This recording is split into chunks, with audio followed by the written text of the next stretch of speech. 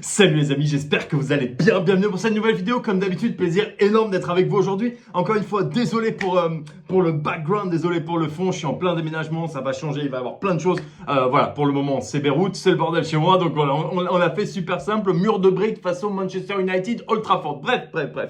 Dans cette vidéo, les amis, je vais vous parler je vais vous donner mes méthodes, entre guillemets, pour commencer à parier sérieusement sur la saison prochaine, sans prendre de risques énormes, de manière à vous assurer de commencer tout de suite à être en profit et à gagner de l'oseille. C'est parti, let's go.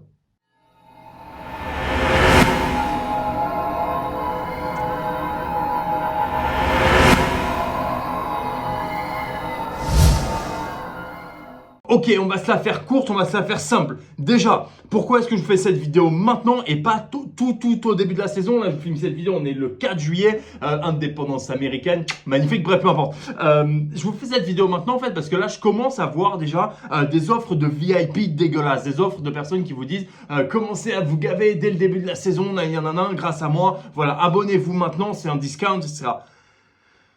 Cette vidéo, elle est vraiment là pour essayer de leur mettre un petit bâton dans les roues parce que je sais que vous allez très certainement, beaucoup d'entre vous, pas tous, je l'espère, fidèles communauté de champions, que certains vont se laisser tenter très certainement et se dire bon allez ça va, c'est pas grave, c'est 30, 40, 50, 60 balles, on s'en fout, c'est pas... C'est ce qui va vous attirer des gros ennuis, ce qui va faire que vous allez perdre de l'argent. Voilà, bref, du coup, je vais vous donner mes méthodes. Pour ceux qui ne me connaissent pas, je m'appelle Paul Sussa, je suis trader sportif professionnel depuis bientôt 8 ans. Je trade tous les ans avec une bankroll à plus de 100 000 pounds et je fais en moyenne entre 250 et 300 000 pounds de profit. J'ai créé la Football Trading Academy, que ce soit en français, en anglais, plus de 2000 élèves. Enfin bref, d'ailleurs, cliquez sur le lien en description si vous voulez vraiment vous former correctement. Si c'est pas le cas, d'ailleurs, il n'y a absolument aucun problème. Je vous laisse regarder la vidéo, je vous laisse profiter. Prenez tout ce qu'il y a à prendre. Ok, donc méthode numéro 1. Celle-là, elle est assez classique, mais c'est marrant comme personne ne l'applique. Ne pariez pas avant au moins 10 journées. D'accord? Ne pariez pas sur les 10 premières journées. Je sais que ça va être dur et je sais que ça va être horrible et je sais que vous allez être frustré, que vous allez vous dire mais putain, j'en étais sûr que Liverpool allait gagner. On s'en fout. D'accord? On s'en fout. Pourquoi? Je vais vous donner l'exemple très simple de Paris il y a quelques années. Je vous montre le screenshot tout de suite, qui avait commencé sa saison par 2 défaites. Bon, en juillet, ils avaient perdu en août, pardonnez-moi, ils avaient perdu contre le Bayern en finale 1-0. C'est pas grave, c'était pas très loin, mais on n'a toujours pas réussi à la gagner, cette putain de coupe. Ils avaient perdu contre le Bayern et du coup, les 2 matchs suivants, ils avaient fait des matchs absolument horribles. Je crois qu'ils avaient pris 3 cartons rouges contre Marseille, si je vous dis pas de bêtises. Et même leur 3e match, c'était une purge. Ils avaient pris un carton rouge contre Metz. Ils ont marqué dans les arrêts de jeu. Enfin bref, c'était abominable. Les 3 premiers matchs de la saison étaient affreux. Le nombre de personnes et les millions qui ont été perdus sur ces matchs-là, parce que des mecs se disent c'est le PSG, ils sont allés en finale de Ligue des Champions, je suis sûr, je sais qu'ils vont gagner. Le nombre de personnes qui se sont ramassées et qui se sont bouffées dans la gueule, alors que personne ne t'a obligé à parier, personne ne t'a poussé à parier sur ces matchs-là, qui sont en début de saison. Les mecs sortent d'une saison assez compliquée, fatigués, d'accord, faut pas l'oublier aussi, ils sortaient de la Ligue des Champions. Enfin bref, il y avait énormément de choses qui disaient non. Pour autant, qu'est-ce que les gens ont fait? Oui, perdu. Voilà, bref, tout simplement pour vous dire.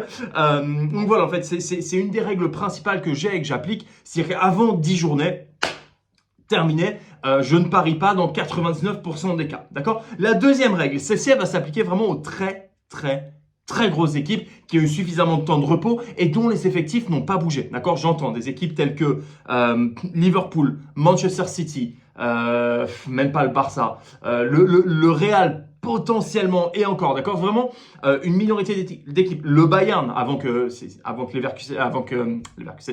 Lewandowski ne parte, d'accord, bref, peu importe, toutes ces équipes dont les effectifs ne changent pas énormément, qui ont l'habitude de marquer, de tout défoncer sur leur passage.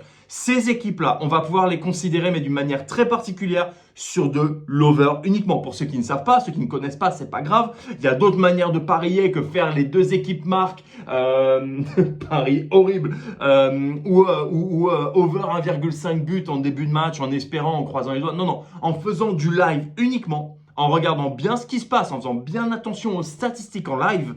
Et là, vous allez pouvoir vous placer sur le prochain but. C'est ça que j'entends par over, c'est soit over 0,5 but, soit over 1,5. D'accord? Dans ce cas-là, si un but est marqué, vous allez pouvoir faire un cash out si votre analyse était bonne. Comment est-ce que vous allez pouvoir déjà, dès le début de la saison, dès les premiers matchs, voir un petit peu leur zone de force? Ce que je fais personnellement sur les 5-6 premières journées pour ce type d'équipe uniquement, d'accord? Sur toutes les autres équipes un peu secondaires telles que Lyon, Marseille, Monaco, bref, et j'en passe, et des meilleurs, peu importe, ou des moins bons. Toutes ces équipes-là, on va les laisser de côté. Par contre, toutes les autres, toutes les très grosses écuries, donc 3, 4, 5 équipes qu'on va considérer, je vais m'appuyer sur les statistiques de la saison passée. D'accord? Uniquement sur les statistiques de but. Encore une fois, ne me faites pas dire ce que j'ai pas dit.